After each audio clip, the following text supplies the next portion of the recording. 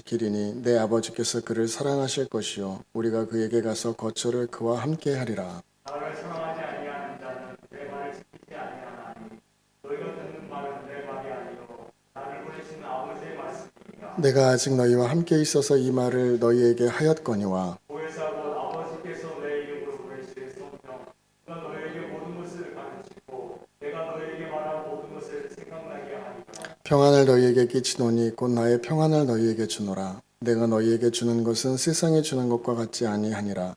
너희는 마음에 근심하지도 말고 두려워하지도 말라. 내가 갔다가 너희에게로 온다 하는 말을 너희가 들었나니 나를 사랑하였더라면 내가 아버지께로 감을 기뻐하였으리라. 아버지는 나보다 크시니라. 이제 일이 일어나기 전에 너희에게 말한 것은 일이 일어날 때에 너희로 믿게 하려 함이라.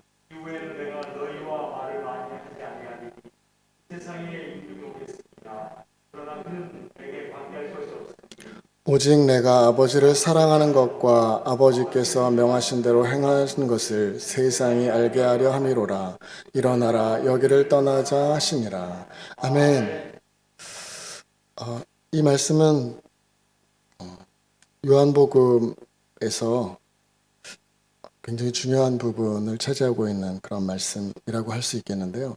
어떤 그 성경학자는 복음서 중에 요한복음은 성전으로 이야기하면 성소와 같다라고 표현을 했습니다. 그 중에서도 요한복음 13장부터 17장은 성소 중에 지성소라고 표현을 했거든요. 근데 오늘 우리가 읽은 이 말씀이 그 바로 직전에 어떠한 일이 있었는가 하면 예수님께서 제자들과 더불어 마지막 만찬을 함께 나누시고 세족식을 하시게 되죠. 세족식을 하시게 되고 베드로와 대화하시고 그 다음에 예수님께서 가룟 유다를 이렇게 지칭하시면서 나와 함께 떡을 떼는 그 자가 나를 팔 것이다, 나를 배신할 것이다 이렇게 말씀하시고 그러니까 이런 사건들, 이런 일들이 있고 난 직후에 제자들 사이에서 동요가 일어나고 마음에 근심이 생기기 시작하니까 예수님께서 오늘 10장 1절 말씀에 너희는 마음에 근심하지 말라 하나님을 믿으니 또 나를 믿으라로 시작을 하고 계신 그런 말씀이었습니다. 오늘 우리가 읽은 말씀에 보면 세 사람이 등장하는데요. 첫 번째가 도마이죠. 도마. 예수님께서 4절 말씀에서 내가 어디로 가는지 그 길을 너희가 안다라고 하셨는데 도마는 우리는 알지 못합니다. 이렇게 대답을 했어요. 그랬더니 예수님께서 유명한 말씀을 하십니다. 내가 곧 길이요 진리요 생명이니 나로 말미암지 않고는 아버지께로 올 자가 없다. 이렇게 말씀하셨고요. 그 다음에 빌립이 다시 또 이렇게 질문합니다. 주여 아버지를 우리에게 보여주옵소서. 그러면 족하겠나이다. 그것이면 충분하겠습니다. 라고 했더니 예수님께서 이렇게 오랫동안 나와 함께 있고 나를 보아왔는데 어찌하여 아버지를 다시 보이라 하느냐 이렇게 말씀을 하셨고요. 그 다음에 밑으로 쭉 내려가서 22절에 보면 가룟인 아닌 유다라고 나오는데요. 그러니까 예수님의 제자들 중에 유다라는 이름이 2명이었던 거예요. 가룟 유다는 이미 이 자리를 떴고요. 남아있는 제자 중에 유다라고 하는 제자가 주여 어찌하여 자기를 우리에게는 나타내시고 세상에는 아니하려 하시나이까. 주여 어찌하여 주님 자신을 세상 가운데 높이 드러내지 아니하십니까? 이렇게 질문을 하게 되거든요. 그런데 예수님의 말씀은 조금 다른 각도로 답변을 하십니다. 이렇게 말씀하시죠. 사람이 나를 사랑하면 내 말을 지키리니 내 아버지께서 그를 사랑하실 것이요 우리가 그에게 가서 거처를 그와 함께 하리라. 이렇게 말씀하십니다. 지금 예수님께서는 어디인지 알지 못하는 어딘가로 떠나시겠다고 말씀하시고 떠난 이후에 곧 너희에게로 다시 돌아오겠다라고 말씀하셨어요. 근데 이 말씀은 사실은 그 요한복음을 통해서 볼 때 어떤 그 장면들이 떠오르는가 하면 요한복음 그 2장에 보면 가나의 혼인잔치 그 사건이 기록되어 있죠. 그러니까 요한에게 있어서 이 혼인잔치, 혼인예식이라고 하는 것은 단순히 어떤 세상 속에서 한 남자와 한 여자가 만나서 한 가정을 이루는 것 이상의 어떤 특별한 의미를 갖는 그런 일이었던 거예요. 그러니까 이 말씀 가운데서도 혼인 예식이라고 하는 것을 뒷배경으로 해서 이 말씀을 기록하고 있는 것이라고 볼 수 있는데요.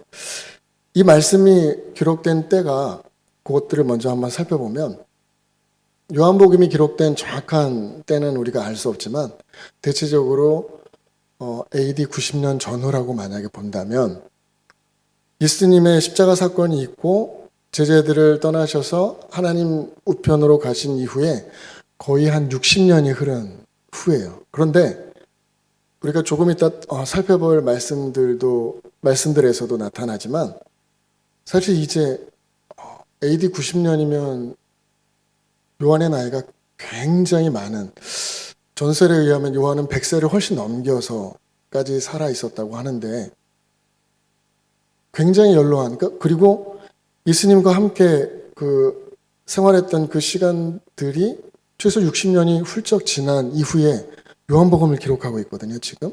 그런데 한밤중에 찾아왔던 니고데모와의 그 이야기를 기록하는 것이나 혹은 요한복음 4장에서 수가성 우물가에서 한 여인과 나눴던 대화, 더군다나 이 대화 가운데는 예수님과 연 이외에는 아무도 없었거든요.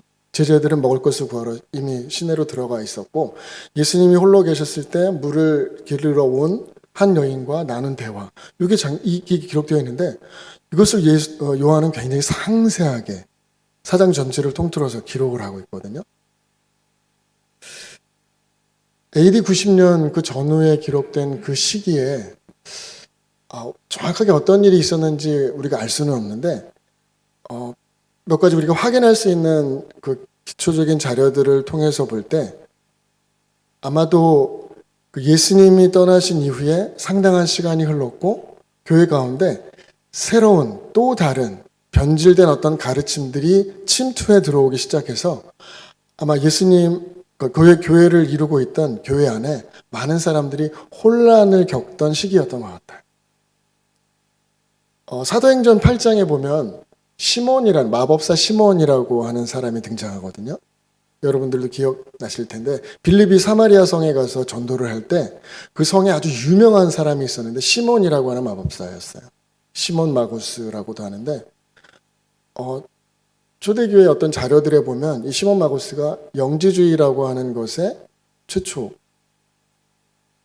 시조인 것처럼 그렇게 기록되고 있는 부분들도 있거든요.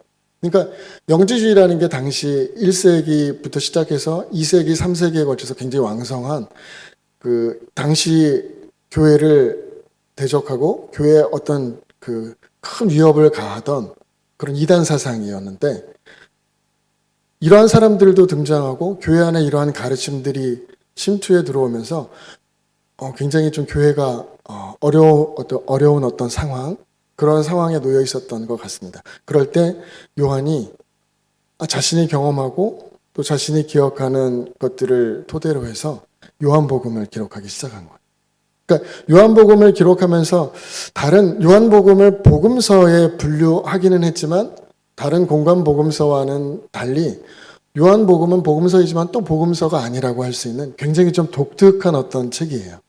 이미 마가, 마태, 누가복음이 기록된 이후에 요한복음이 기록되었기 때문에 서로 공간 복음서 안에서 서로 공유하고 있는 여러 다양한 사건들을 또다시 반복해서 기록할 필요가 물론 없었을 것이고, 첫 번째는 요한은 자신의 생애가 끝나가는 것을 마무리되어 가고 있는 것을 느끼고 마지막으로 교회에게 남겨두고 싶었던, 사실은 요한복음을 이렇게 넘겨보시면 아시겠지만 빨간색이 제일 많아요.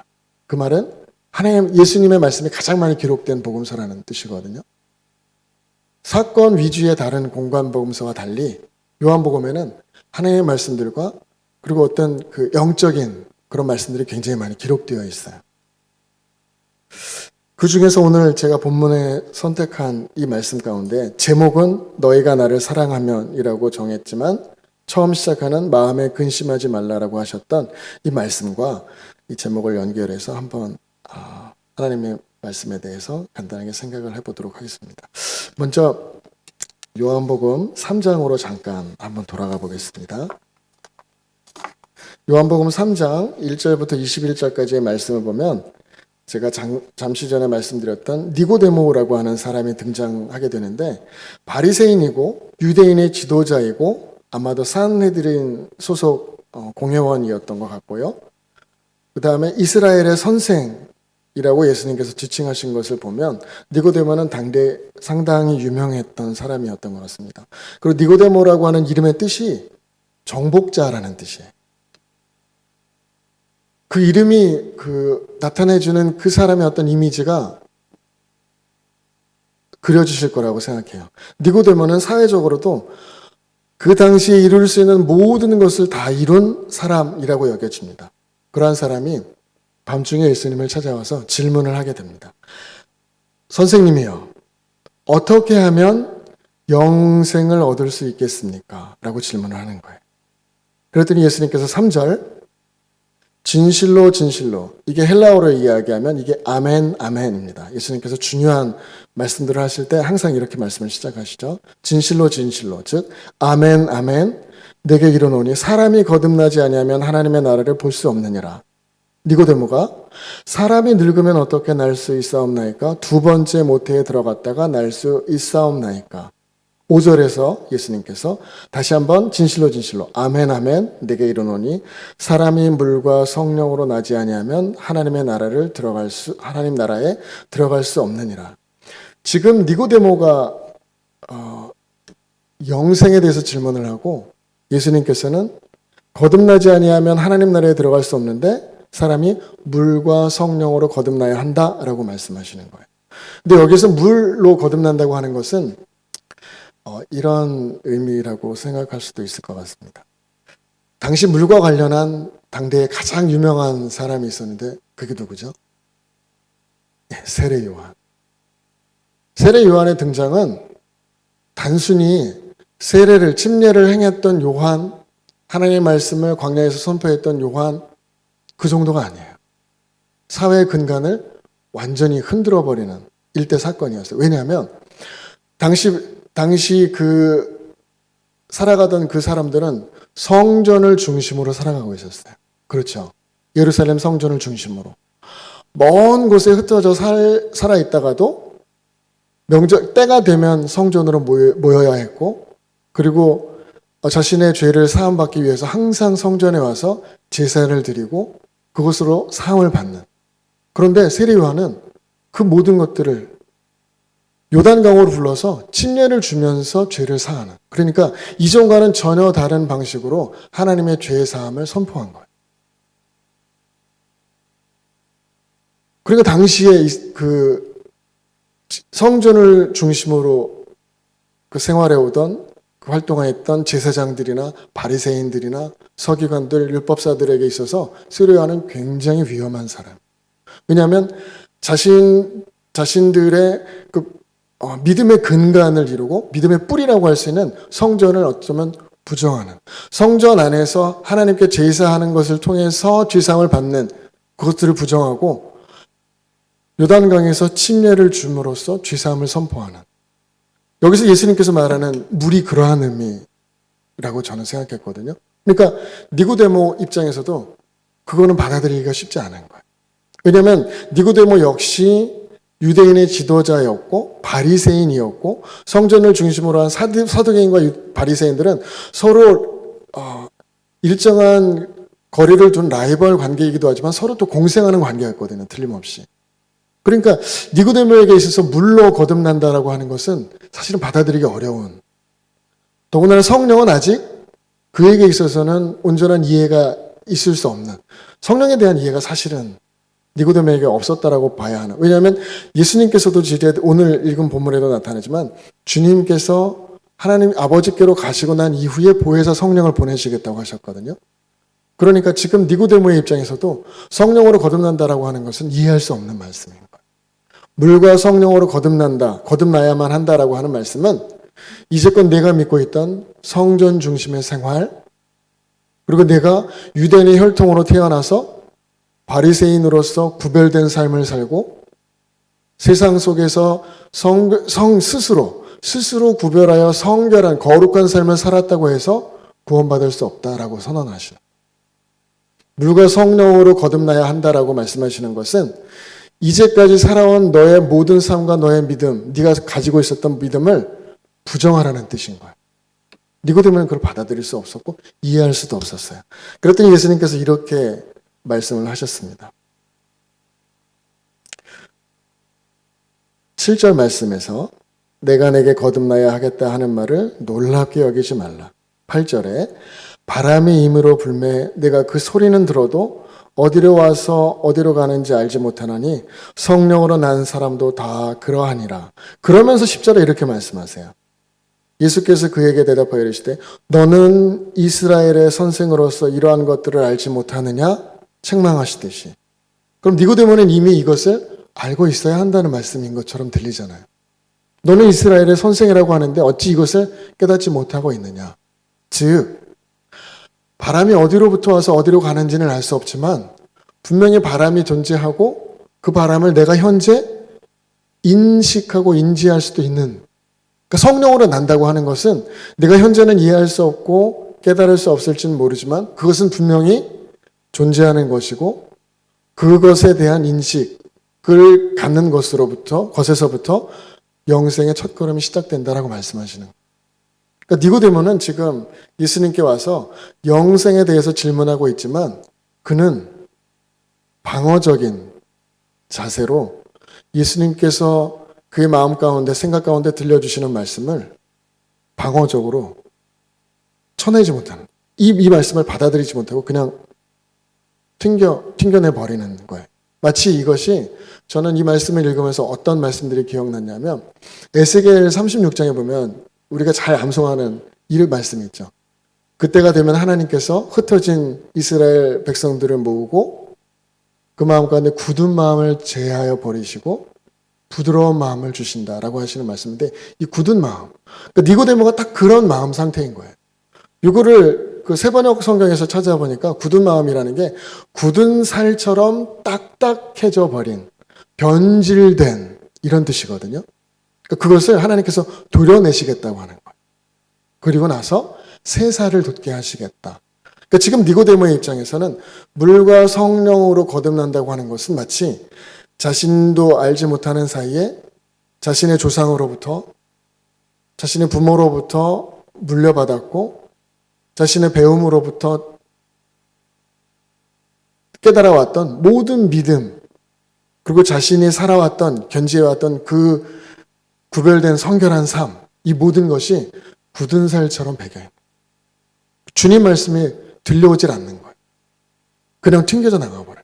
그래서 주님께서는 물과 성령으로 거듭나게 되면 이것들이 하나님께서 말씀으로 그 굳은 마음을 도려내듯이 그렇게 하시겠다.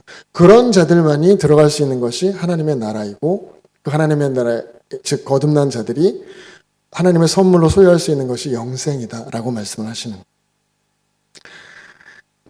한 군데만 말씀을 더 찾아서 읽어보겠습니다. 요한복음 4장, 수가성 여인이 나오는 그 말씀인데요.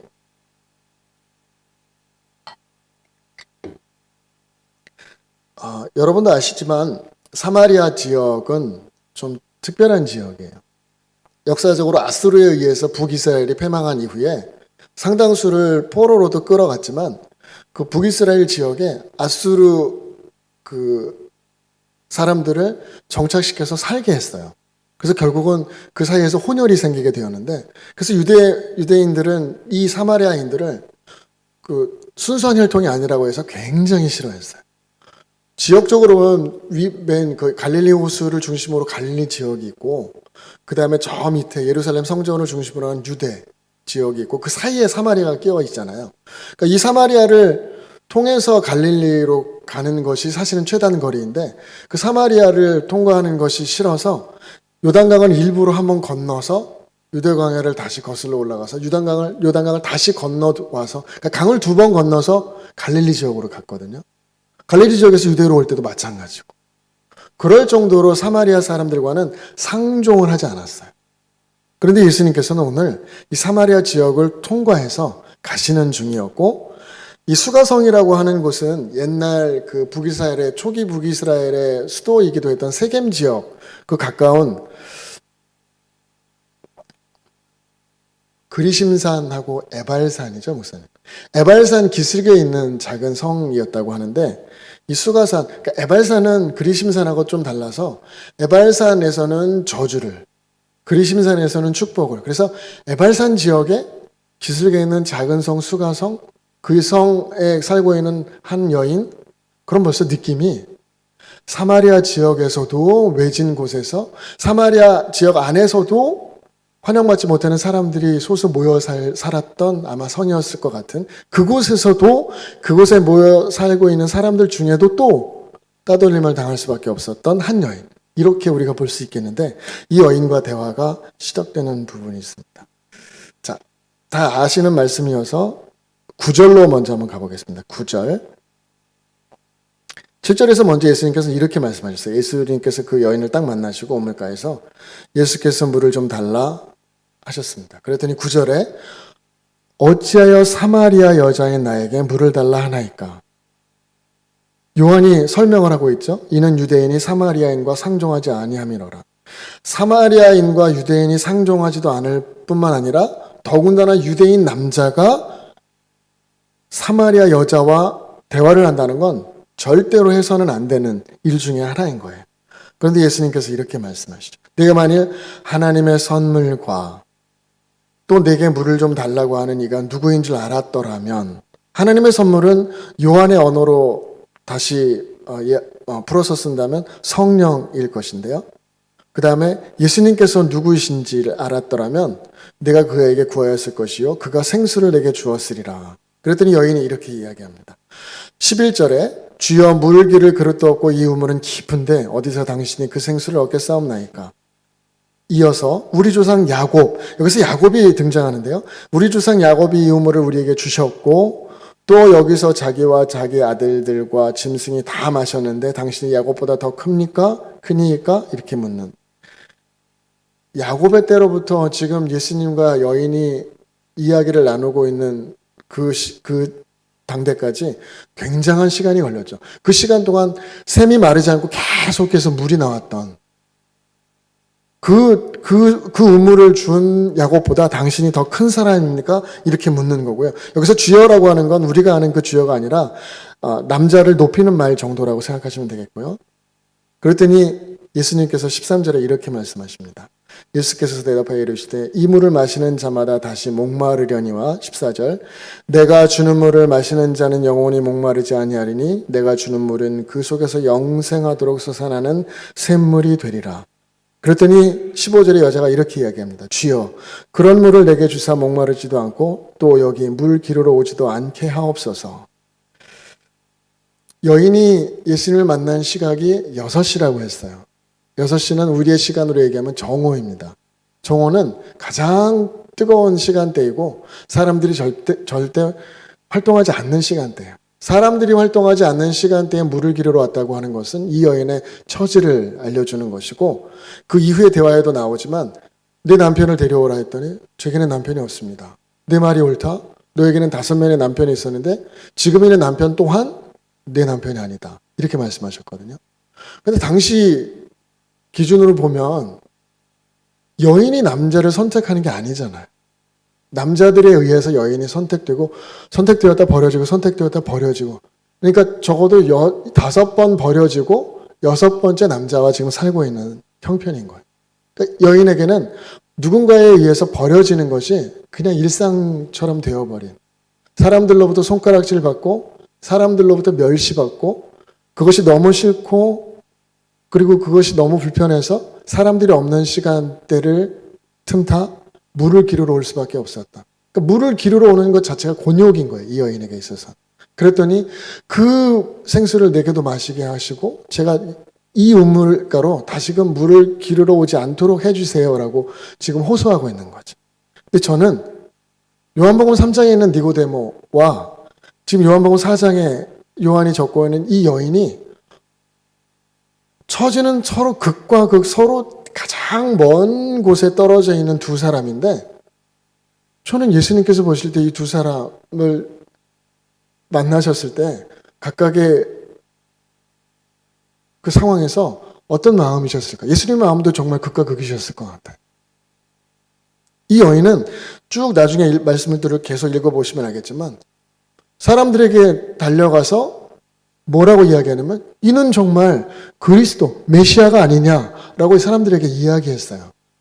아마도 이 사람은, 이 여인은 나중에 요한 공동체에 속한 아마 초대교회를 이루었던 그 일원이었을 거라고 저는 생각하는데 이 여인이 자신이 겪었던 이야기들을 요한에게 전했을 수 있을 거고 아마 그 내용들을 상세하게 왜냐하면 요한이 기록하고 있는 한 사람 한 사람은 굉장히 특별한 사람들이에요. 여기 니고데모나 이 여인은 요한복음 말고는 나타나질 않아요. 오직 요한복음에만 기록되어 있어요. 굉장히 특별한 사람들이에요. 요한복음 8장에 보면 또 가늠하다 현장에서 붙잡힌 여인이 나타나죠. 이런 아주 특별한 사람들의 그 일들을 기록하면서 요한이 당시 교회에게, 당시 교인들에게 하고 싶었던 이야기들이 있는 거예요. 이단의 어떤 교리들이 교회 안으로 계속 흘러 들어오고 교회 공동체를 이루고 있던 사람들도 시간이 흘러감에 따라서 흔들리고 변질되고 일부 예수님을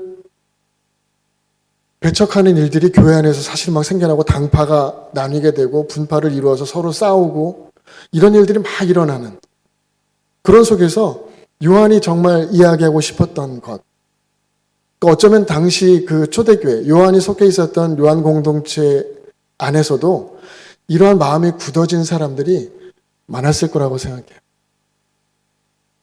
이 수가성에서 주님을 만났을 때 갈급한 마음으로 주님께 생수를 구하였던, 뭔지는 몰랐지만 어쨌든 이분이 말씀하시는 그 물은 적어도 내가 힘겹게 길어 올려서 마셔왔던 그 물과는 다른 어떤 것일 것 같다는 막연한 어떤 그 기대감이었을지는 모르겠는데 어쨌든 이 여인에게 있어서는 자신이 그 평소의 삶에서 사람들로부터 받았던 여러 가지 멸시와 또 상처와 이런 것들로 인해서 정말 피폐해질 대로 피폐해진 그 삶 가운데 어쩌면 정말 생명의 물과도 같은 그런 생수를 주실 것 같은 그런 분. 왜냐면 우리가 이렇게 대화를 나눠보면 진심으로 그 상대가 내게 진심을 다해서 다가오고 더군다나 그의 말이 나의 삶을 관조하듯이 예수님께서 그러셨잖아요. 너에게는 남편이 5이 있었지만 지금 있는 6번째 남편은 내 남편이 아니다라고 말씀하셨던 여기서 이 여인이 사실은 자신의 모든 것들을 이렇게 처음에는 약간 방어적인 자세를 취하다가 당신이 무슨 수로 나한테 물을 달라고 구하는 처지에 나한테 무슨 방법으로 나에게 이 우물을 길어서 주겠습니까? 라고 막 처음에 방어적으로 이야기했던 여인이 자신의 삶에 대해서 주님께서 이렇게 다가오셨을 때 그 말씀을 듣고 턱 이렇게 놓아버려. 마치 처음 베드로가 주님을 만났을 때 밤이 맞도록 물고기를 잡지 못하였지만 물고기를 잡은 이후에 그 즉시로 배 위에서 주님 앞에 무릎을 탁 꿇었던 것처럼 저는 이것이 바람이 임의로 불어서 어디로부터 와서 어디로 그 바람이 가는지는 알 수 없지만 분명히 바람이 존재하고 내가 현재 인식할 수 있는 그 바람. 지금 이 여인이나 그렇게 주님 앞에 무릎 꿇었던 베드로가 저는 똑같이 이 바람을 느끼는 어떤 그런 심정이었을 거라고 생각하는 거예요. 그런데 니고데모에게는 그게 없어요. 누구보다 많은 이스라엘의 선생이라고 주님께서 인정하실 만큼 모든 것에서 사회적으로도 모든 것을 이루고 모든 것을 소유하고 모든 것을 가진 그 이름도 정복자인데 그는 이 주님께서 말씀하시는 것에 대한 바람이 그에게 막 주님을 통해서 이렇게 불어오고 있는데 느끼지도 못하는 거예요. 그러면서 바람의 존재에 대해서 설명해 달라고 하는 거예요. 성령이라고 하는 푸뉴마는 원래 그 원어적인 뜻은 숨이라는 뜻이에요. 호흡이라는 뜻이에요. 바람이라는 뜻도 돼요. 주님께서 그렇게 부활하신 후에 말씀하시죠. 후 부르시면서 성령을 받으라 하셨던 것. 이 성령이 그러는 것이거든요. 지금 주님께서 말씀을 통해서 니고데모에게 그 성령의 바람을 후 불어넣으시는데 깨닫지를 못하는 거예요. 굳은 마음 때문에. 근데 여인은 주님께서 똑같이 생명에 대한 말씀들을 후 불어넣으니까 뭔지는 모르겠지만 바람이 느껴지는 거예요. 다시 오늘 본문 말씀으로 돌아가 보겠습니다. 저는 이 말씀을 읽는데 내내 답답했어요. 도마, 빌립, 유다로 대표되는 세 명의 제자가 나타나고 있지만 이 제자들의 질문과 예수님의 답변들을 반복해서 읽어보면 아니 정말 그 짧지 않은 기간 동안 함께 주님과 동고동락해오며 그렇게 하나님의 말씀을 배우고 나름 깨닫고 주님께서 파송하셨을 때 스스로도 경험한 하나님의 역사들을 보아온 제자들이 아직까지도 이렇게 무지할 수 있는가에 대해서 지금 우리가 니고데모와의 대화, 수가성 여인과의 대화를 잠시 살펴보았지만 이 두 사람과의 대화 중에 지금 이 제자들과 나누고 있는 대화가 어디에 더 닮아 있을까요? 니고데모죠. 수가성 여인, 사마리아인이고 천시받고 버림받는 것이 일상화되어서 그 마음 가운데 깊은 상처, 누구도 치유해 줄 수 없었던 그 깊은 상처를 안고 살아가던 이 여인보다도 주님에 대한 이해가 적은 거예요. 그 시간 동안 그 수많은 일들을 함께 겪어왔음에도 불구하고 이런 제자들이니까 주님께서 십자가에 못 박히시고 붙잡히셨을 때 다 도망갈 수밖에 없나. 왜냐하면 그게 끝인 줄 알았으니까. 주님께서는 분명히 이게 끝이 아니라 내가 다시 돌아오겠다라고 말씀하셨거든요. 죽음을 말씀하셨지만 그 이후에 부활에 대해서 분명히 말씀하셨거든요. 근데 그것들을 깨닫지 못하는 거예요. 저는 그렇지만 제자들도 니고데모도 이해가 돼요. 충분히. 저도 사실 저의 삶을 되돌아보면 이 수가성 여인의 삶에 가까운가 혹은 제자들과 니고데모의 삶에 가까운가 살펴보면 저는 후자 쪽인 것 같아요. 저 역시도 제가 배워와서 알고 있고 또 제가 나름대로 옳다고 믿어왔던 것들에 사로잡혀서 그것들이 때때로는 굳은 마음으로 내 그 삶 가운데 이렇게 딱지가 앉아 있어서 주님께서 이렇게 말씀으로 훅 다가오셨을 때 그것을 인지하지 못하고 인식하지 못하는 경우가 너무 많아요. 그리고 주님의 말씀을 곡해하게 되고 오해하게 되고 변질시키게 되는. 제가 원해서가 아니잖아요. 그거는. 그릇된 잘못된 인식과 인지, 이해 때문이었을 텐데 저는 우리가 이러한 삶 가운데 참 많이 빠지게 되는데 이러한 삶들이 결과적으로 필연적으로 가져오는 것이 바로 근심이에요. 근데 그러한 자들에게 주님께서 이렇게 말씀하십니다. 너희는 마음에 근심하지 말라. 하나님을 믿으니 또 나를 믿으라. 이렇게 말씀하시고 쭉 그 말씀들을 사실은 반복해서 여러 번 말씀하시면서 그 말씀을 달리 어떻게 표현하셨냐면 너희가 나를 사랑하면 나의 계명을 지키리라. 그러면서 주님께서도 스스로 자신에 대해서 말씀하실 때 내가 아버지를 사랑하고 내가 사랑하는 그것으로 아버지의 그 말씀들을 행한다라고 스스로도 말씀하셨어요. 그러니까 사랑하는 것과 행하는 것은 분리가 될 수 없는 거예요. 사랑한다고 하면서 행하지 않는 것은 거짓인 거예요. 그러니까.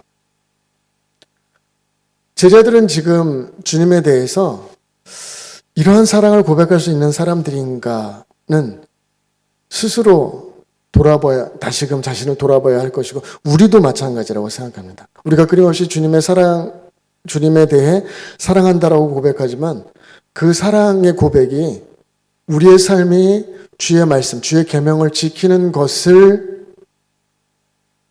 그 기반으로 한 그러한 사랑 고백입니다. 왜냐하면 이것은 마치 동전의 앞면과 뒷면과 같은 것이어서 이건 따로 분리될 수 없는 것이거든요. 예수님께서 하나님을 사랑하셨기 때문에 그의 말씀을 끝까지 순종하고 따를 수밖에 없었던. 사실은 제가 예전에 가장 이해할 수 없었던 말씀 중에 하나가 바로 겟세마네 그 사건이었거든요. 그때 그렇게 막 너무 고통스러워하시고 너무 번민하셔서 땀이 피가 변해서 땅에 떨어질 만큼 그렇게 고통스러워하셨던. 그러면서 만약 하실 수만 있다면 주님의 뜻이고 하실 수만 있다면 이 잔을 내게서 옮겨주시고 나를 피해가게 해주십시오라고 구할 만큼 저는 사실 이 장면들이 이해가 되지 않았었거든요. 그런데 이 마지막 그 최종적인 고비를 넘어설 수 있게 해준 것이 하나님에 대한 사랑이었다고 하는 것을 비로소 알게 된 게 결국은 주님의 뜻을 행하는 것으로 주님의 삶을 마무리하셨잖아요. 십자가에까지 가는 것이 하나님의 뜻이었기 때문에 그 겟세마네 기도라고 하는 그 과정이 한 번 있었지만 결국은 그 고통들을 이겨내고 그것을 넘어서서 십자가에 달리실 수 있었던 것은 주님의 사랑. 그것이 왜 사랑인가 하면 결국은 주님의 말씀을 행했기 때문에. 지금 그렇게 말씀하시잖아요. 내가 나를 사랑하면 나의 계명을 행하는 것이다. 그 말은 나의 계명을 가지고 지키는 자가 그 계명을 가지고 행하는 자가 나를 사랑하는 자다. 또 이렇게 말씀하시니까. 결국은 그것들로 귀결되는 것 같아요. 니고데모가 영생을 구하였고 영생을 어떻게 하면 영생을 얻을 수 있는지에 대해서 질문하고 그가 만약 오늘 이렇게 요한복음 14장에서 주님의 말씀을 듣는 자리에 니고데모가 있었다면 결국 그는 무엇을 깨닫게 될까요? 주님을 사랑하고 주의 계명을 지키는 것. 이것을 통해서 영생을 얻을 수 있다고 하는 것이죠. 주님의 계명을 지키는 삶을 통해서 우리가 그 삶들을 살아가다 보면 끊임없이 성령으로 우리가 새롭게 되는 것들을 경험하게 될 수밖에 없어요. 왜냐하면 하나님의 뜻대로 살아가는 삶은 성령의 도우심 없이는 절대로 불가능하거든요. 그렇기 때문에 주님께서 내가 가는 것이 오히려 너희에게는 유익이다. 내가 가야만 너희에게 오히려 내가 가는 것을 통해서 너희가 더 큰 일도 할 수 있다라고 하는 건 보혜사 성령을 염두에 두고 하신 말씀이거든요. 실제로 이들은 이제 이 좁은 이스라엘 지역뿐만 아니라 그 지역을 훨씬 벗어나서 적어도 예수님의 12제자 중에 절반은 다른 나라에 가서 순교를 당했어요. 그럴 만큼 먼 곳에까지 가서 주님의 말씀, 복음을 들고 하나님의 나라를 그 땅 가운데 심기 위해 그 땅 가운데 임하시도록 자신의 삶을 들여 헌신할 수 있었던 그런 삶을 살 수 있었던 것이거든요. 주님께서 말씀하셨던 그 성령께서 함께 하시는 삶은 결국은 주님의 계명을 가지고 지키는 삶이고 그 삶들을 온전히 살아가는 것을 통해서 우리가 하나님을 사랑하고 있다라고 하는 현재의 고백이 그 삶을 통해서 고백되어지는 것. 이것이 참된 신앙의 삶이라고 하는 것을 우리가 함께 기억했으면 좋겠습니다. 우리 잠깐 기도하겠습니다. 이 시간은 말씀을 기억하며 우리가 함께 기도했으면 좋겠습니다. 하나님, 우리가 살아가는 삶이 온전히 성령의 붙들린 바 된 삶이 되게 하여 주옵소서. 주님께서 그렇게 말씀하셨던 것처럼 우리가 살아가는 삶 가운데 임의로 우리의 삶에 불어오시는 그 성령의 바람을 깨닫고 인지하고 그 성령이 이끄시는 대로 순종하며 살아가는 저의 믿음의 삶이 되게 하여 주옵소서. 함께 기도하며 나갔으면 좋겠습니다. 함께 기도하겠습니다. 하나님 감사합니다. 하나님 저희의 삶이 그렇게 주님께 온전히 붙들린 바 된 삶이기를 주님 소망합니다. 하나님 우리의 삶이 그렇게 하나님께서 예수 그리스도의 삶을 통해 보여주셨던 것처럼 매 순간순간 어떻게 주의 말씀을 붙잡고 주의 말씀에 순종하며 그 하나님의 계명을 붙잡고 하나님의 말씀 붙잡고 살아가는 삶이 어떠한 모습인지에 대하여 하나님 그렇게 보여주셨던 것처럼 우리의 삶이 그렇게 주님의 뒤를 쫓는 삶이 되게 하여 주옵소서. 온전히 성령으로 인도된 바 된 삶이 되게 하여 주옵소서. 온전히 성령에 사로잡힌 삶이 되게 하여 주옵소서.